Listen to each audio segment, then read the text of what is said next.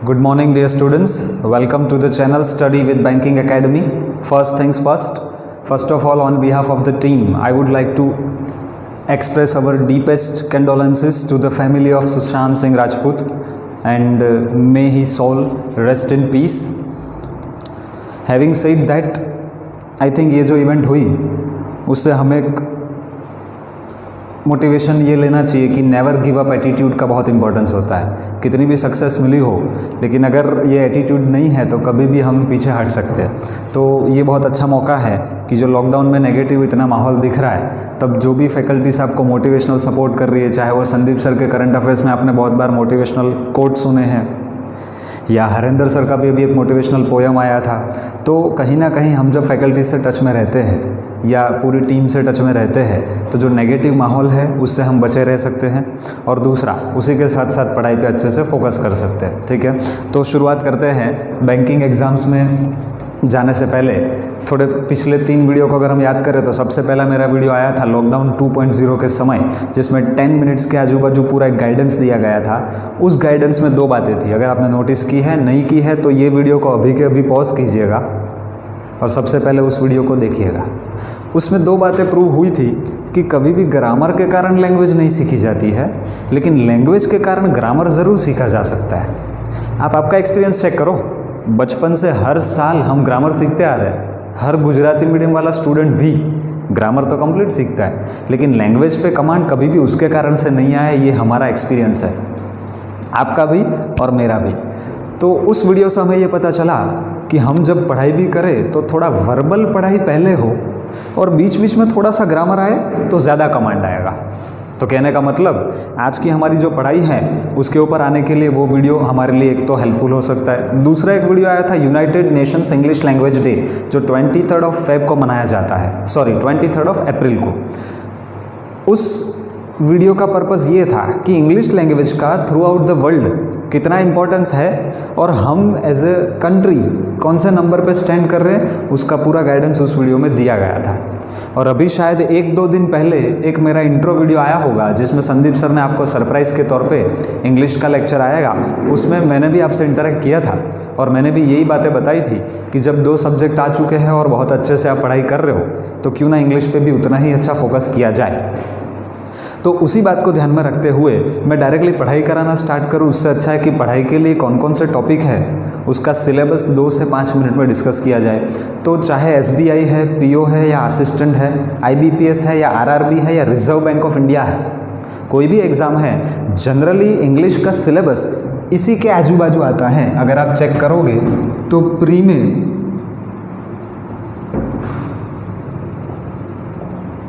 30 और मेंस में 40 मार्क्स का सिलेबस कुछ होता ही है, आपको पता है। मैं अभी जो भी सिलेबस लिख रहा हूँ वो 40 मार्क्स के हिसाब से लिख रहा हूँ, और 2 मिनट का समय लेके 5 मिनट का समय लेके उसके बाद हम डायरेक्टली हमारी आज की पढ़ाई पे आने वाले हैं। तो सबसे पहला सिलेबस में अगर हम देखें तो एग्ज़ाम में कोई भी एग्ज़ाम हो हमें जंबल्स ऑलवेज दिखते हैं, और ऑन एन एवरेज वो कितने मार्क्स के होते हैं तो 5 मार्क्स का होता है।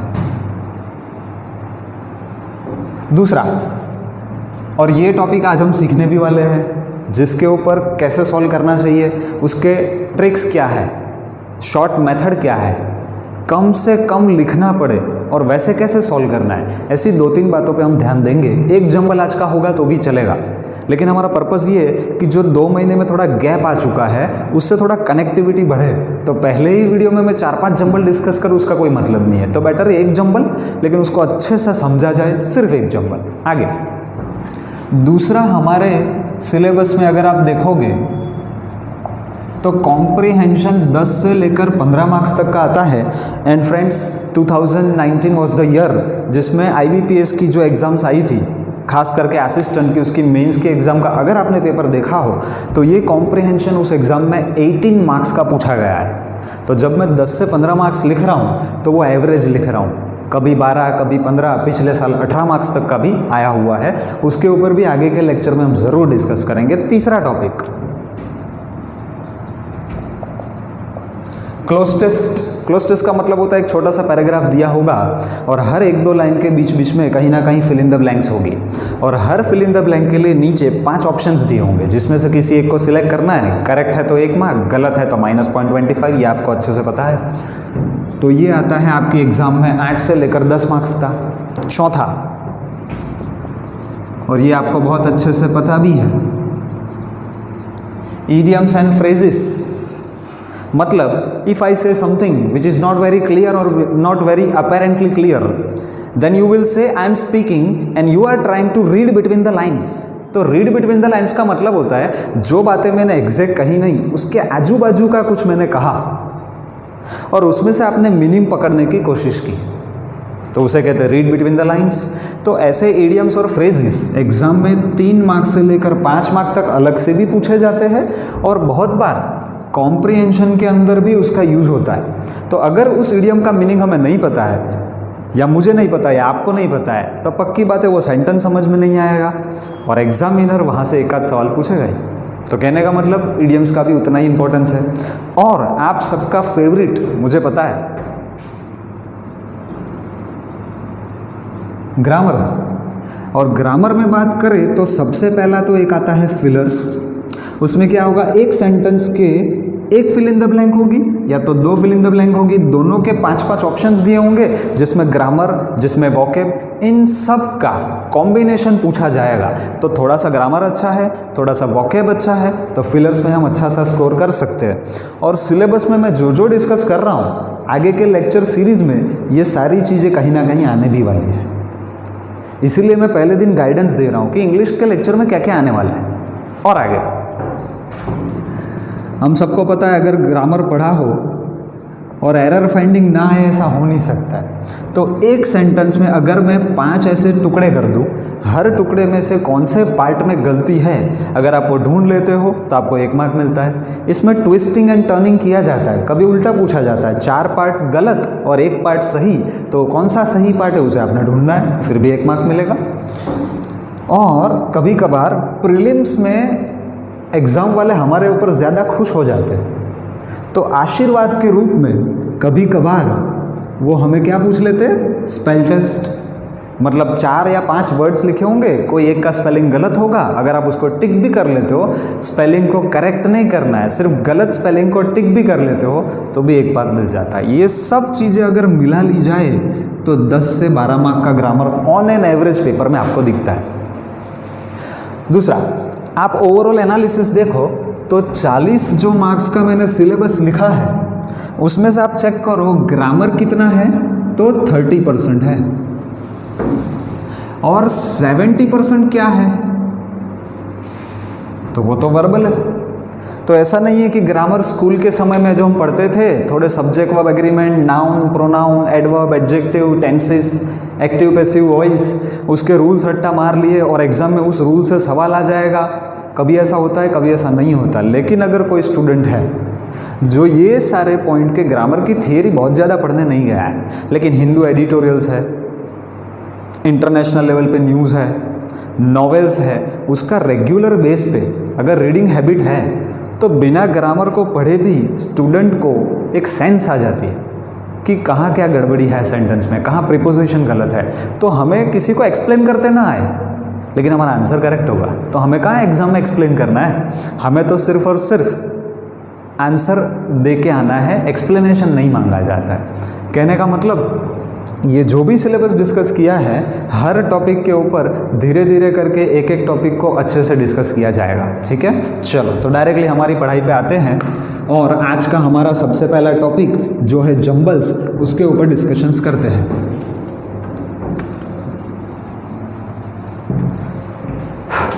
अगर जंबल की बात करें तो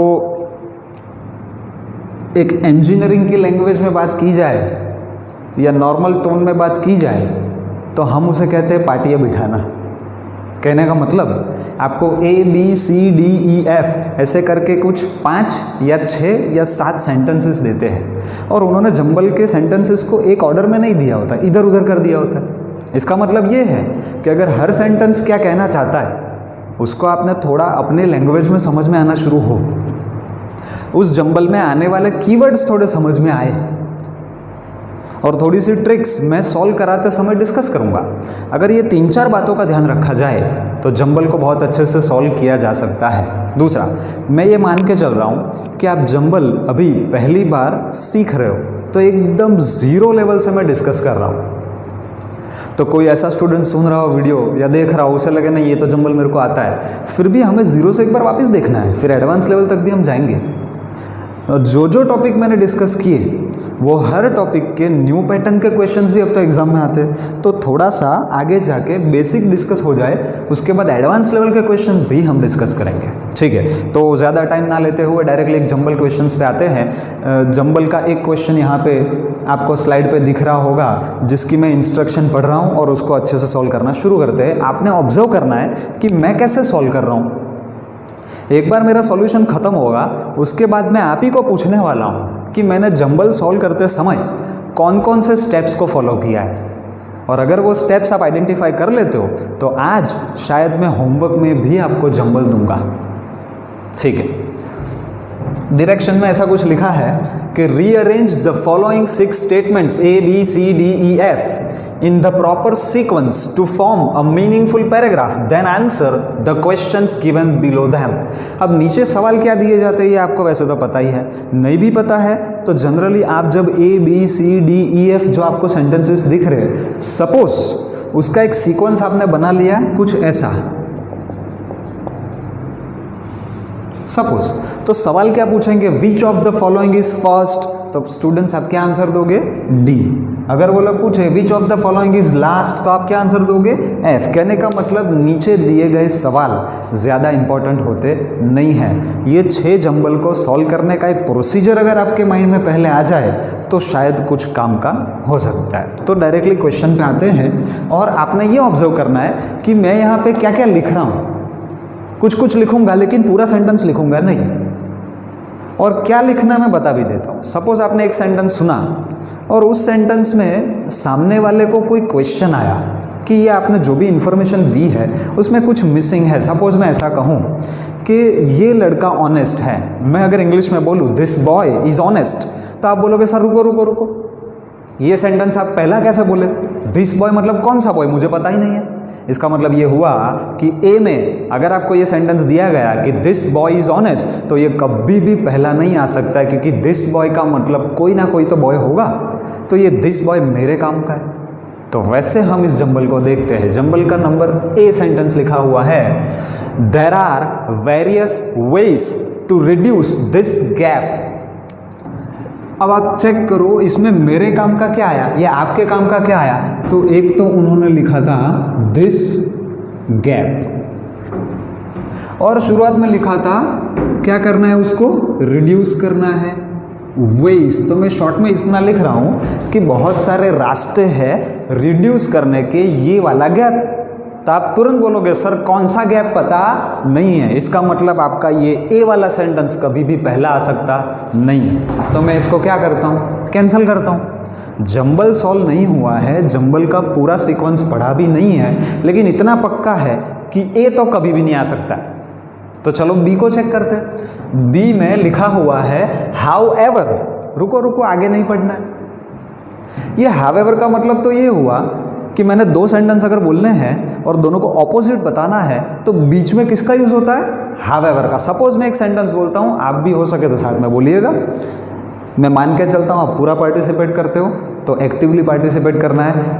all the students cleared the exam, very good, सब बच्चों ने एग्जाम पास की। However there were few who could not, तो बीच में मैंने किसका यूज किया, हाउ एवर का। तो कहने का मतलब जनरली कोई भी सेंटेंस की शुरुआत में कभी भी हाउ एवर से करना अवॉइड करूंगा। तो ये हाउ एवर वाले वर्ड से पता चला कि ये कभी भी पहला आ सकता नहीं है। तो however as the success of telecom, airline and banking industries shows it is not these।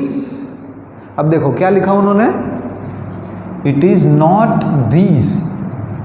अब जब मैं कहूं कि not this, तो मैंने बोला ये एक नहीं, अभी लिखा है not these, मतलब ये 4-5 जो है ना वो 4-5 नहीं। तो आप तुरंत सवाल पूछोगे वो 4-5 मतलब कौन 4-5? तो वापिस एक क्लू मिला कि ये जंबल भी कभी भी पहला हो सकता नहीं है। आगे बढ़ते हैं। हावेवर जैसे कि सक्सेस हमने देखी किसकी, टेलीकॉम की, एयरलाइन की, बैंकिंग की, उससे हमें पता चला कि ये सारे नहीं, but competition among educational institutions which is the solution. आप चेक करो, बट के बाद उन्होंने क्या लिखा, कंपटीशन, और कंपटीशन को उन्होंने क्या लिखा, सॉल्यूशन। स्टूडेंट्स आप बताओ, सॉल्यूशन हम जंबल की शुरुआत में लेते, बीच में लेते या एंड में लेते? ऑफ कोर्स एंड में लेते हैं, आप अच्छे से समझ सकते हो।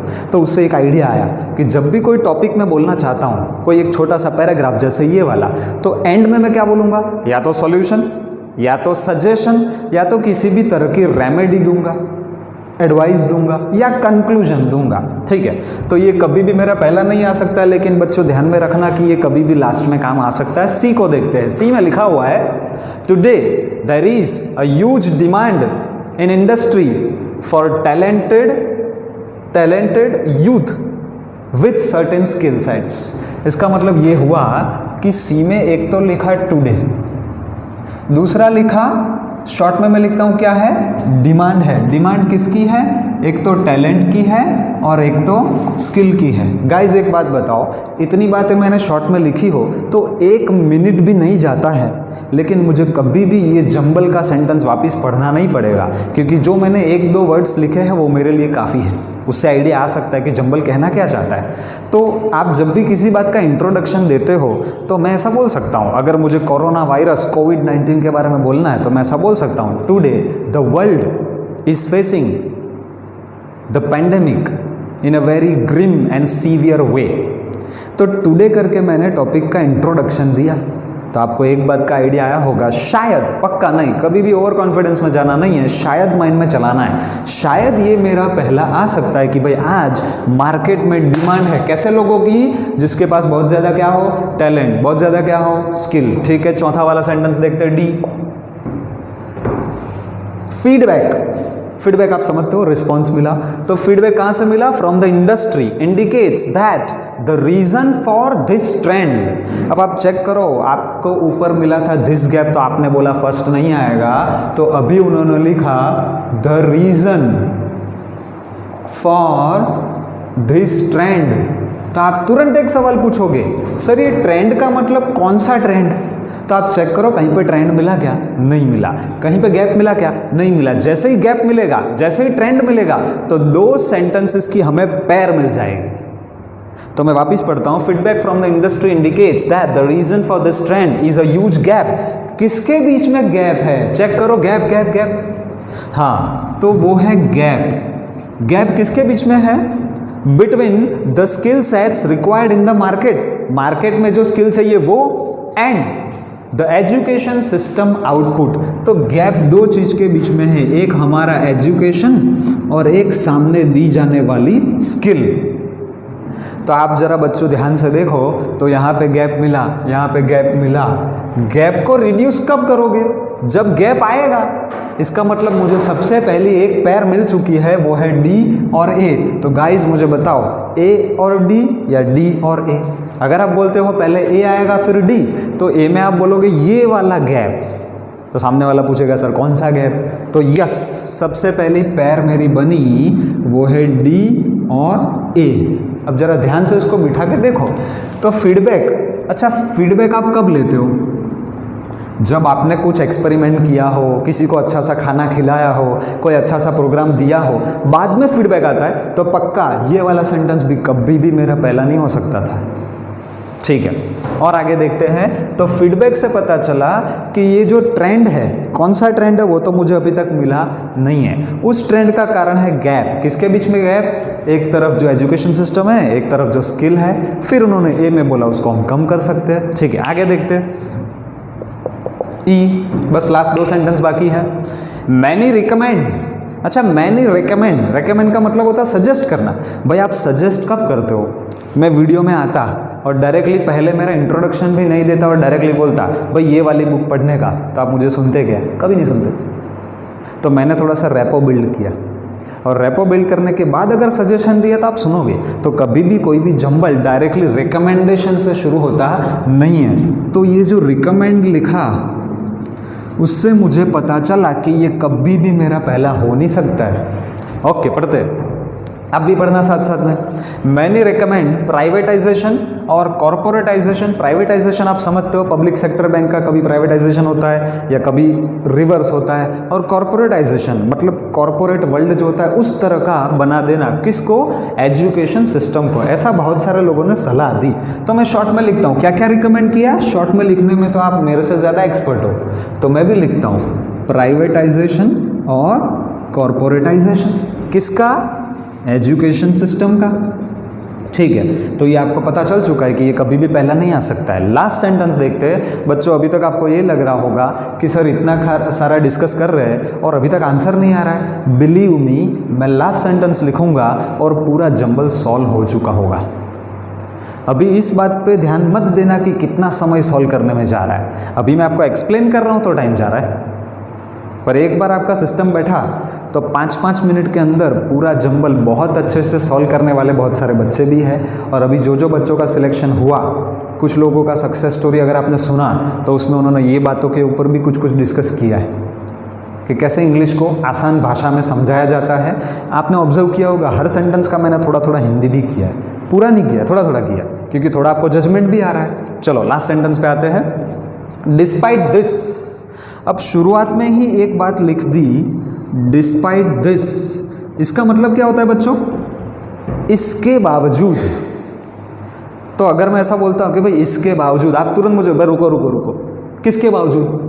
कौन सी चीज़ के बावजूद? वही नहीं पता है। तो यहाँ से पता चला कि ये कभी भी पहला नहीं आ सकता है। मुझे आगे का जंबल नहीं पता है, पर एक बात पक्की है कि सबसे पहला कौन सा आने वाला है? सी ही आने वाला है। अभी हम प्रोसेस में जा रहे हैं, तो भले आपको वैसे भी दिख चुका था कि सी फर्स्ट है, फिर भी पूरी प्रोसेस को देखो। इसी प्रोसेस से बहुत सारे जंबल्स हमें सॉल्व भी करने हैं। ठीक है, चलो तो आगे देखते हैं। Despite this there is a trend. अब आप चेक करो, उन्होंने और एक बात लिखी, ट्रेंड। तो आपको कुछ दिखने लगा है क्या? पैर दिख रही है? चेक करो, ऊपर कहीं ना कहीं आया था। क्या आया था? This trend. और यहाँ पे क्या आया? ट्रेंड। तो जैसे गैप आया तो उसके बाद दिस गैप आया, तो ट्रेंड आया, तो उसके बाद दिस ट्रेंड भी आया। तो चेक करते हैं। Despite this there is a trend of many graduates including engineers being unemployed. इसके बावजूद, किसके बावजूद पता नहीं, आज एक ट्रेंड बना हुआ है कि बहुत सारे ग्रेजुएट्स हैं, बहुत सारे इंजीनियर्स भी है, वो ज़्यादा अनएम्प्लॉयड दिख रहे हैं, जबकि मार्केट में वो उनको जॉब अच्छे से मिलनी चाहिए, लेकिन अनएम्प्लॉयड दिख रहे हैं। ठीक है, तो ये तो प्रॉब्लम आया, सॉल्यूशन नहीं है, पक्की बात है। ठीक है, तो ट्रेंड में मैं सिर्फ इतना लिख देता हूँ आपकी शॉर्ट लैंग्वेज में, अनएम्प्लॉयड। ठीक है, तो और एक पैर आपको कौन सी मिली? This trend. कौन सा ट्रेंड? तो ऑफ कोर्स यही वाला ट्रेंड। इसका मतलब एफ और डी या डी और एफ? तो आप चेक करो जरा और बताओ मुझे, सोचो सोचो। ऑफ कोर्स सबसे पहले ट्रेंड की बात होगी, फिर आप बोलोगे दिस ट्रेंड। इसका मतलब है और एक पैर मेरी क्या बनी? F D. क्लियर है यहाँ तक? ठीक है, और आगे आप चेक करो। अब पहले से आप थोड़ा ऑब्जर्व करो, चेक करो। एज अ फैकल्टी मेरा रोल इतना था कि हर सेंटेंस का पोस्टमार्टम करके छोटी छोटी बातें आपके सामने रखूं। अगर आप ऑब्जर्व करते हो तो आप मुझे आंसर दे पाने चाहिए कि सबसे पहला तो कौन सा आएगा? सी। अब सी को, क्वेश्चन को अब मत देखना, आपको अभी स्क्रीन पे स्लाइड पे क्वेश्चन दिख रहा है, फिर भी उसको देखना नहीं है, आपने यहाँ देखना है, तो भी पूरा क्वेश्चन पता चलेगा। 1 मिनट में लेता हूँ दूसरे सब्जेक्ट की बात करने के लिए। रीजनिंग में हम ऐसा ही तो करते हैं। अगर एक पजल कोई सर आपको सिखाते हैं तो क्या हम पजल को बार बार पढ़ते हैं? नहीं, हमें फैकल्टी सिखाता है कि एक बार आपने पजल पढ़ा तो हर सेंटेंस के छोटे छोटे पॉइंट्स है ना, वो यहाँ पे बना दो, और फिर जब पजल सॉल्व करो तब कभी भी उस क्वेश्चन को मत देखो, डायरेक्टली उस नोट में से पजल सॉल्व करो तो टाइम बचेगा। तो इंग्लिश में भी तो ये होना चाहिए। तो बस मैंने ये छोटी सी नोट लिखी है। आप शायद मुझे आर्ग्यू कर सकते हो, सर इतना लिखने में कितना टाइम जाता है? आप एक काम करना, वीडियो को पॉज करना, अभी पहले सुन लो, बाद में पॉज करना। पहले पॉज करके पूरा स्टॉप वॉच लगा के ये सेम डिट्टो लिखने की कोशिश करना एकदम स्पीड के साथ। अगर आप लिखोगे तो आपको पता चलेगा 1 से 1.5 मिनट का समय ही जाता है। तो कोई अगर ऐसी एडवाइस हमें देता हो कि एग्ज़ाम का मतलब है पेन पेपर हाथ में उठाना नहीं है। तो ये एडवाइस मैं किसी को गलत नहीं कहूँगा, पर आपका एक्सपीरियंस चेक करो, क्या ऐसा होता है कि हम रफ नोट भी नहीं उठाए और डायरेक्टली सब कुछ सॉल्व कर लेते? नहीं। और है जंबल भी ऐसे बहुत सारे स्टूडेंट्स हैं जो डायरेक्टली सॉल्व करते हैं, लेकिन वो तो एंड प्रोडक्ट आप देख रहे हो। उन्होंने भी शुरुआत तो ऐसे लिख लिख के थोड़ा थोड़ा करके की थी, तो आप भी पहली बार जब सीख रहे हो तो थोड़ा लिखने की आदत डालो, क्योंकि हमारी एजुकेशन सिस्टम में फर्स्ट से लेकर 12th तक, कॉलेज तक हमने ऑलवेज इसी तरह से पढ़ाई की है, लिख के। तो लिखने वाली हैबिट थोड़ी रखो, ठीक है। तो इस जंबल में सी में लिखा है कि आज डिमांड है किसकी? टैलेंट की और स्किल की। भाई अच्छी बात लिखी ना, तो आप जरा ऑब्जर्व करो ना कौन सा आ रहा है उसके साथ। उसके साथ कभी भी ए तो आ नहीं सकता है, क्योंकि ए के पहले कौन आएगा? डी। डी भी आ नहीं सकता है, क्योंकि डी के पहले कौन आएगा? एफ। तो बचे कौन कौन से उसमें से चेक करो। बी में तो सॉल्यूशन लिखा है, मतलब डी गया, ए गया, डी गया, ई और एफ बचा। अब ई में सलाह देते, भाई सलाह कब देते हो? जब प्रॉब्लम आता है। प्रॉब्लम आया कहाँ है? चेक करो, एफ में लिखा है डिस्पाइट दिस। Despite what? तो डिस्पाइट द डिमांड। आज मार्केट में बहुत डिमांड होते हुए भी ट्रेंड कैसा है? मार्केट में लोगों को जॉब मिलती नहीं है। पक्का मुझे पैर मिला, सी के साथ कौन? एफ। अब मैं बोलूँ उसके पहले आपने सोच ही लिया होगा कि सर एफ के साथ क्या आएगा? तो डी। आपने और आगे सोच लिया होगा सर डी के बाद क्या आएगा? तो यस पक्का ए आएगा। अब जल्दबाजी में नहीं जाने का, और 1 मिनट लेते हैं और ये जंबल हमारा खत्म होगा। पहले से मैं शॉर्ट में इसी को डिस्कस करता हूँ। क्वेश्चन जो दिख रहा है उसको मत देखना, यहाँ देखना। यहाँ सी में लिखा आज मार्केट में क्या है? बहुत ज़्यादा डिमांड। एफ में क्या लिखा? ऐसा होते हुए भी आज ट्रेंड कैसा है? लोगों का जॉब मिलता नहीं है। एफ में लिखा अब डिमांड है, जॉब नहीं मिल रहा है, तो आप तुरंत क्या पूछोगे? कारण पूछोगे। तो जरा चेक करो डी में क्या लिखा है? फीडबैक से पता चला कि रीजन, कारण इस ट्रेंड का वो क्या है? गैप है। किसके बीच में गैप है? आपको जो पढ़ाया जाता है वो, और रिलायंस में जाने के लिए जो स्किल चाहिए वो नहीं होती, तो दोनों के कारण जॉब नहीं मिलती है। तो डी में अगर आपने कारण दिया तो अब हम क्या करेंगे? कारण को सॉल्व करने की कोशिश करेंगे। तो जरा चेक करो डी के बाद ए में हमने क्या लिया? Ways to reduce this gap. Ways लिखा मतलब एक रास्ता होगा क्या? नहीं, आपको पता है एक से ज्यादा रास्ते होंगे, ठीक है।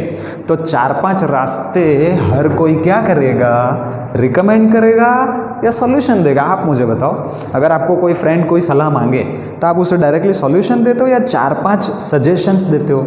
ऑफ कोर्स आप बोलोगे सजेशन देते, तो यहाँ भी तो वही करना है। तो आखिर के 2 में सबसे पहले क्या किया जाएगा? रेकमेंडेशन किया जाएगा। रेकमेंडेशन के बाद क्या किया जाएगा? सॉल्यूशन किया जाएगा। इसका मतलब तो ये हुआ कि इसके बाद मुझे क्या लिखना चाहिए बच्चों? ई, और फिर क्या? बी। अब चेक करो, एग्जाम में हम बहुत बार ऐसे बनाने के बाद डायरेक्टली आंसर टिक कर लेते हैं, और बहुत बार हो सकता है आखिर के 2 में गड़बड़ी हुई हो। तो एग्ज़ाम में आप आपका आंसर सही है या गलत ये चेक कर सकते हो। मैं 1 मिनट में चेक कर रहा हूँ, ध्यान से देखना। सी में लिखा मार्केट में आज बहुत ज़्यादा क्या है? डिमांड है। यहाँ देखो, यहाँ, वहाँ नहीं, स्लाइड में नहीं, यहाँ डिमांड है। एफ में लिखा फिर भी आज एक ट्रेंड बना है, लोग कैसे हैं? अनएम्प्लॉयड है। तो डी में लिखा कि उसका कारण हमने ढूंढा, तो कारण क्या मिला बच्चों आपको? गैप मिला। अच्छा, जब गैप मिला तो ए में उन्होंने क्या बोला? बहुत सारे क्या है? रास्ते हैं उस गैप को कम करने के। अब जब बहुत सारे रास्ते हैं तो ई में लोग क्या करेंगे? रिकमेंड करेंगे, ये करो वो करो, ऐसा कुछ कुछ बोलेंगे। और फिर बी में लास्ट में हमें फाइनली क्या मिला? सॉल्यूशन मिला। चेक करो, मैं अभी ये क्वेश्चन मिटा रहा हूँ, हमारा आंसर फाइनल हो चुका है। अगर कोई पूछेगा क्वेश्चन एग्जाम में कि which of the following will be the first sentence, तो आप बोलोगे सी। कोई बोलेगा लास्ट तो आप बोलोगे बी। कोई बोलेगा सेकंड लास्ट तो आप एफ बोलोगे, ई बोलोगे। सेकंड लास्ट तो ई बोलोगे, ठीक है। ये मैं आंसर को रखता हूँ, और मैंने आपको कहा था कि हम 2-3 स्टेप्स करने वाले हैं जिससे जंबल को कैसे सॉल्व करना है उसका एक ट्रिक आपको मिल जाए। तो सबसे पहले बच्चों याद करो, जब जंबल सॉल्व कराना स्टार्ट किया सबसे पहले मैंने क्या किया? सबसे पहले मैंने ये किया कि जो सेंटेंस पढ़ा उसमें से कुछ कुछ ऐसे वर्ड्स आ रहे थे जैसे this gap, not this, however, today, इनको मैं क्या कहूँगा? कीवर्ड्स कहूँगा तो सबसे पहले मैंने क्या किया, कीवर्ड्स को ढूंढा, पूरा सेंटेंस लिखा नहीं। दूसरी चीज़ मैंने क्या की, याद करो थोड़े, मैंने ये किया, एक को पढ़ के दिस गैप को देख के पता चला ये कभी भी फर्स्ट नहीं हो सकता, तो तुरंत मैंने इसको कैंसिल किया, मतलब एलिमिनेशन किया, कैंसल, ये नहीं आएगा, ये नहीं आएगा, ये नहीं आएगा, अच्छा ये आ सकता है। इसका मतलब पहला स्टेप हमें ऑलवेज ये करना है, सॉल्व करने नहीं जाना है, ये करना है। दूसरा स्टेप आप याद करो, यहाँ पे दो पैर मिली थी, कौन सी पैर मैं वापस लिखता हूँ, एक तो ये मिली थी कुछ DA और एक पैर ये मिली थी FD, ऐसा कुछ कुछ मिला था, ठीक है। तो कहने का मतलब दूसरा स्टेप हुआ मेरा पैर फाइंडिंग। कभी 2 की पैर मिल सकती है, कभी 3 की पैर मिल सकती है, कभी 1 ही पैर मिलेगी। मुझे तो 2 मिली, हमें 2 मिली, लेकिन कभी 1 भी मिल सकती है, ठीक है। तो पैर फाइंडिंग करने के बाद हमने क्या किया, पूरा सीरीज को अरेंज कर दिया। इसे मैं क्या कहूँगा, एक पूरा सीक्वेंस या सीरीज कहूँगा। तो जब भी मैं आपको आपसे बोलूँ कोई क्वेश्चन में कि मुझे सीरीज लिख के दो या सीक्वेंस लिख के दो, तो मुझे ऐसा वाला कोई ना कोई आंसर आप लिख के देना। मैं अभी क्यों बता रहा हूँ, क्योंकि इसके बाद के वीडियो में ऐसे 2 जंबल मिनिमम और मैक्सिमम 3 जंबल हम सॉल्व करने वाले हैं। और आज मैं आपको एग्जाम ओरिएंटेड थोड़ा होमवर्क भी देने वाला हूँ, ठीक है। तो थोड़ा ध्यान दीजिएगा। थर्ड स्टेप अभी हमने किया, देखो मैंने पूरा लिख लिख के वापस से जंबल को पढ़ा, क्योंकि बहुत बार हम जल्दबाजी में ये 2 है ना वो गलत कर लेते हैं और एग्जाम में पूरे 2.5 मार्क का नुकसान होता है। सपोज ये भी गलत, ये भी गलत, 2 आंसर गलत पूछे, मतलब 2 मार्क्स तो गए, और दोनों का गलत आंसर देने का -0.25 के हिसाब से 0.50 गया, मतलब ये 2 मार्क लग रहा है, 2 मार्क, ये 2.5 मार्क का नुकसान है। तो इस बात को ध्यान में देना, मतलब ध्यान में लेना ज़रूरी है, ठीक है। तो थर्ड स्टेप मेरा हुआ ऑलवेज रीचेक। आप इस दुनिया का कोई भी जंबल उठा लो, ये तरीके से सॉल्व आप आराम से कर सकते हो। मैं आराम से कह रहा हूँ, इतना आराम से नहीं, लेकिन थोड़ा प्रैक्टिस करोगे तो उस लेवल पे पहुँचेंगे। तो एक दिन ऐसा भी आ सकता है कि आप जंबल देखोगे, थोड़ा थोड़ा ट्विस्टिंग टर्निंग सोचोगे और बिना इतना लिखे भी आंसर सॉल्व कर सकते हो। तो उस लेवल तक हमें पहुँचना है। ये लॉकडाउन हमारे लिए एक मौका है। खैर अब तो मुझे लॉकडाउन नहीं बोलना चाहिए, अनलॉक बोलना चाहिए, ठीक है। चलो, तो ये रहे आपके जंबल के स्टेप्स। एग्जाम में प्रीलिम्स हो तो भी, मेंस हो तो भी ऑन एन एवरेज 5 मार्क्स का आता है। और जब मैं बोलता हूँ 5 मार्क्स, तो 5 मार्क नहीं बोलने का। पिछले साल एक स्टूडेंट थी, मेंस का कट ऑफ आया था 110 और उसने स्कोर कितना किया था, 119। तो आप समझ गए होंगे इसका तो सिलेक्शन हो चुका होगा। लेकिन आपको पता है सेक्शनल कट ऑफ भी आता है। तब इंग्लिश का कट ऑफ था अराउंड 8.75 और उसका स्कोर आया था इंग्लिश में 8.50। कितने मार्क्स से रह गई बच्चों, सिर्फ और सिर्फ 0.25, ठीक है। तो 0.25 मार्क्स से रह गई। इसका मतलब तो ये हुआ कि ये 0.25 के लिए उसको 1 साल वापस देना पड़ा। तो ये 0.25 नहीं, ये 0.25 है। तो मैंने कितने मार्क्स लिखे हैं, 5 मार्क। इस बात को अगर इस तरह से हमारे जहन में डालेंगे तो हमारा पढ़ने का और पढ़ाई को देखने का नज़रिया पूरा चेंज होगा और उससे हम अच्छे से अच्छा पढ़ाई करके एक सिलेक्शन इसी साल लेके आ सकते हैं। तो ये था आपका आज का जंबल का सॉल्यूशन। अब मैं होमवर्क पे आ जाता हूँ। होमवर्क के लिए ये कि आप सब बच्चों के पास लेवल 2 की बुक घर पे होगी ही। लेवल 2 में इंग्लिश का सेक्शन होगा। उस इंग्लिश में अगर आपने जंबल्स देखे हो तो जंबल में जंबल नंबर 5 आप चेक करना, एक्टिंग के ऊपर कुछ था, ठीक है। और एक दूसरा जंबल था, उसका जंबल का नंबर मुझे अभी याद नहीं है, लेकिन जंबल याद है कि उसमें क्या था। तो मैं थोड़ा बता देता हूँ। मैनर्स के ऊपर एक जंबल दिया है। तो ये 2 जंबल आपको घर पे आज सॉल्व करने हैं और कमेंट्स में उसका आंसर आप लिखो तो सबसे बेस्ट। आप ऐसा लिख सकते हो, जंबल नंबर 5 उसका सीक्वेंस ही है, जंबल नंबर 9 है शायद दूसरा, उसका सीक्वेंस ही। आप कमेंट में देखो, लिखो और मैं चेक करूंगा कि कमेंट में कितने लोगों का आंसर करेक्ट आया। और next video very soon will be coming और उस वीडियो में वो दोनों जंबल शॉर्ट में मैं आंसर डिस्कस भी कर जाऊंगा और उस दिन एक नया जंबल आपको यहीं पे मिलेगा, उसको भी हम सॉल्व करेंगे। तो ये रहा हमारा जंबल का पूरा पैटर्न, ठीक है। और ये लॉकडाउन का बेनिफिट बहुत अच्छे से आप लोग ले रहे हो, ऐसा आपकी कमेंट्स, आपके रिव्यूज़, सब्सक्रिप्शन जो बढ़ रहे हैं चैनल के, उन सब चीज़ों से पता चल रहा है। तो आई होप आपको जंबल में से एक अच्छा तरीका मिला होगा। इस जंबल के तरीक़ों को आप प्रैक्टिस कीजिए। आप ये भी कर सकते हो, इसी जंबल का स्नैपशॉट लेके इसको वापस सॉल्व कीजिए, ठीक है। स्लाइड पे क्वेश्चन था ही या शायद अभी भी होगा, ठीक है। तो कहने का मतलब इन सब बातों का ध्यान रख के आगे बढ़ते रहिए, और नेक्स्ट वीडियो जब आएगा उसमें भी हम जंबल डिस्कस करेंगे। और उस लेक्चर में मैं एक सरप्राइज़ अनाउंसमेंट करने वाला हूँ। कोविड-19 रिलेटेड हमारा इंग्लिश का कोई अच्छा सा वर्क, इसके ऊपर वीडियो नंबर 3 या तो नंबर 5 पे आएगा। तो आप वीडियो के थ्रू बने रहे साथ, और अपनी कमेंट्स से थोड़े रिव्यूज़ भी दे। एंड दूसरा, ये लॉकडाउन हम सब के लिए एक मौका था कुछ नया सीखने का।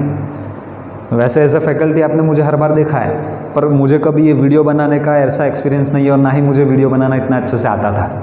लेकिन कहीं ना कहीं एक फीलिंग थी कि आपको कुछ देना है तो उसके लिए सीखना पड़े, तो थोड़ा तोड़ मरोड़ के भी आज कोशिश किया, और हर वीडियो में थोड़ा थोड़ा इम्प्रूवमेंट मेरी ओर से आपको दिखेगा, ऐसा मैं एफर्ट करूँगा। लेकिन आई होप कंटेंट डिलीवरी में मैंने कहीं पे कोई इधर उधर नहीं किया है। हो सकता है मेरा वीडियो कमांड ना हो, लेकिन उस बात को इग्नोर आप कर सकते हो, और उसी के साथ अगर हम आगे पढ़ाई करते हैं तो बहुत अच्छी सक्सेस आपको भी मिल सकती है, और आपकी सक्सेस में ही हमारी सक्सेस छुपी हुई है। Thank you so much. नमस्ते।